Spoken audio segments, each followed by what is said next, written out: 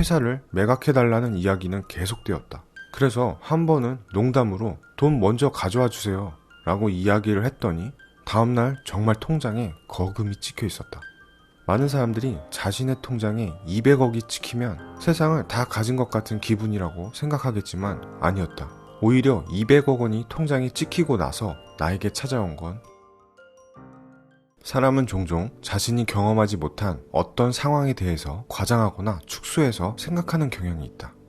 학생 때는 군인 아저씨가 엄청 나이가 많은 사람처럼 느껴지고 20대 중반에서 바라본 30살은 누가 봐도 어엿한 어른처럼 느껴진다.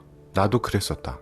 장사를 시작하고 어느 정도 자리를 잡기 시작한 뒤로 매출이 폭발적으로 늘어나면서 은퇴를 생각 안 할 수 없었다. 그때 내가 생각했던 은퇴하기 적절한 나이는 43살이었다. 그러면서 43살 전에는 은퇴한다라고 입버릇처럼 말하고 다녔는데 그 나이를 선택한 이유는 어릴 때 바라본 43살은 정말 많은 나이라고 생각했기 때문이다. 그러나 막상 내가 생각했던 나이가 되어보니 그 나이도 별거 없다는 생각이 들었다. 지금은 40살도 20살도 똑같다고 생각한다. 지금 위치에서 도달하고 보니 생각보다 별거 없다라고 느낀 것이 하나 또 있다. 바로 돈이다. 나는 돈 하나만 바라보고 지난 시간을 달려왔었다. 후참자리라는 회사를 200억 원에 매각했다. 매각할 생각이 있었던 건 아니다. 주변에서 계속 회사를 매각해달라는 요청이 있었다. 처음 그 이야기가 나왔을 때 장난이라고 생각했지만 점점 이야기가 진지해졌다. 점주님들을 만나서 매각하는 게 어떻겠냐고 의견을 물어보았다. 그때 점주님들이 돈 많이 주면 정리하고 쉬어 라는 이야기를 정말 많이 해주셨다. 만날 때마다 힘들어 보인다는 이야기를 들을 만큼 지난 20년 동안 쉬지 않고 달렸던 게 겉모습부터 티가 났기 때문이다. 20년 동안 4시간 이상 잠을 잔 적이 없었고 몸을 혹사한 대가로 점점 건강도 안 좋아지고 있었다. 그렇게 고민을 이어가던 와중에 회사를 매각해달라는 이야기는 계속되었다. 그래서 한 번은 농담으로 돈 먼저 가져와 주세요 라고 이야기를 했더니 다음날 정말 통장에 거금이 찍혀 있었다.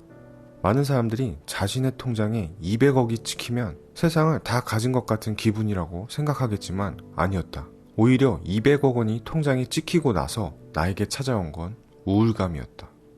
회사를 200억 원에 매각했다는 이야기가 퍼지자 하루에 200통씩 오던 전화가 한 통도 오지 않았다. 메시지도 하루에 1000개 이상 왔었는데 매각 후에는 단 한 개의 메시지도 오지 않았다. 그때 내가 느낀 감정은 이제 내가 필요 없겠구나. 아무도 나를 찾지 않는구나. 그런 것들이 내게 우울함의 가장 큰 원인이었다.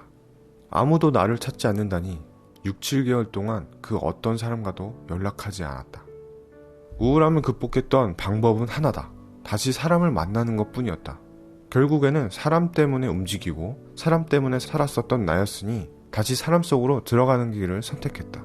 이제 막 장사를 시작하거나 장사가 잘 안 되는 사람들을 찾아가 도와주고 난 뒤로부터 우울증 걸릴 시간도 없이 바쁘게 지내고 있다. 회사를 매각하고 느낀 건 나한테 돈만큼 중요한 가치가 또 있다는 것이다. 누군가가 나를 필요로 할 때 살아있음을 느낀다. 자기 자신이 어떤 것을 할 때 살아있음을 느끼는지 아는 것도 중요하다.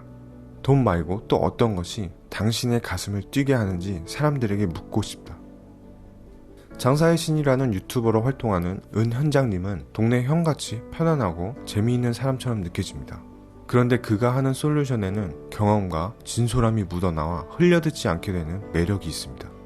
책에서 나온 대부분의 이야기는 유튜브 영상에서 다시 볼 수 있지만 장사에서 중요한 포인트와 노하우 그리고 마인드셋까지 정리된 내용들을 볼 수 있었습니다. 책에서 나오는 수익금은 전부 기부하시고 성향 영향력을 끼치고 있는 나는 장사의 신이다 책을 한번 보시는 것을 추천드립니다. 그럼 이만 구습하고였습니다.